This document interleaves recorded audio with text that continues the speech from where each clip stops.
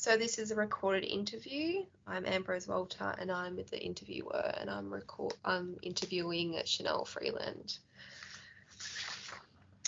So what interpersonal skills do you possess and how do you display these skills in your practice?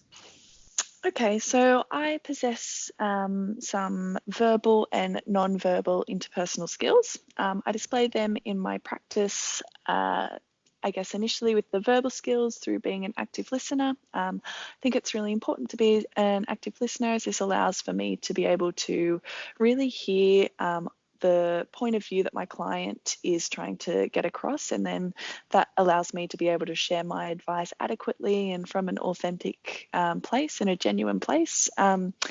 I think it's important because I'm able to communicate my thoughts and ideas easily and fluently and to the best of my ability. To aid in this, I also have non-verbal skills and things like the pitch and the tone and the volume of my voice when I'm trying to communicate that verbal message. I have those skills and I find those quite helpful in terms of validating the message that I'm trying to communicate to the client. As well as that, I'm quite conscious of my facial expression and the distance of how close the client is to me, and wary of touch and things like that as well. Okay, great.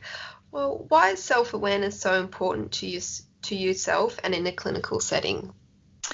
Okay, so self-awareness is really important to me because basically it allows me to go about my day authentically. So by that I mean really being able to feel the emotions and live each experience as it comes about. And so I guess in a clinical setting, self-awareness is important to me, as I like to be able to monitor how I'm receiving what the client is saying to me and how that is potentially affecting me in relation to my own history. So whether that be emotional history or cognitive history, I just think it's really important for my own personal growth and development.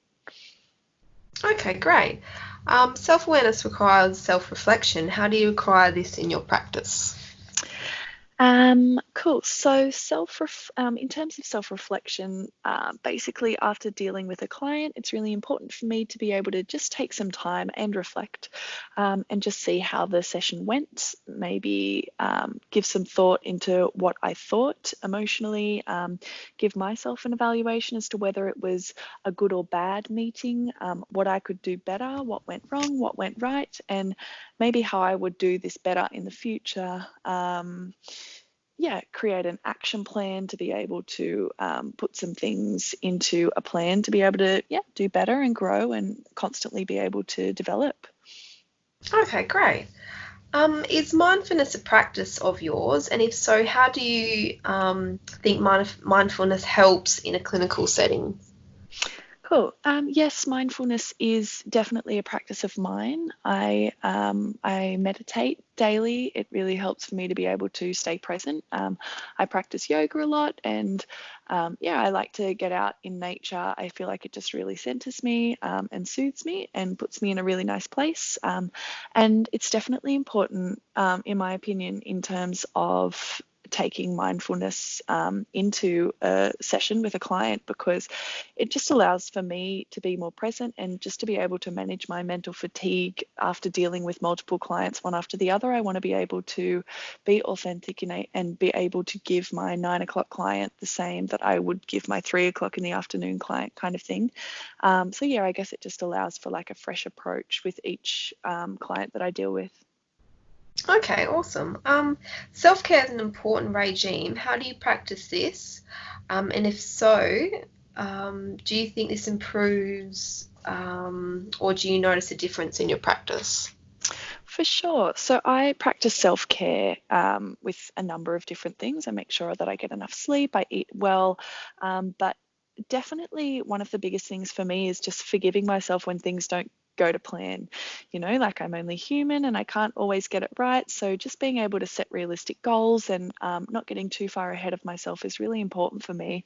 And just reframing my negative thoughts as well. And this is important in a practice as basically by not approaching my session with past negative thoughts, I'm able to give more of an authentic conversation. And if I'm well rested, then I feel like this then gives more of an authentic opinion, and that's portrayed better in my sessions with my clients. Oh, okay, awesome. All right, well, I'll stop the recording now.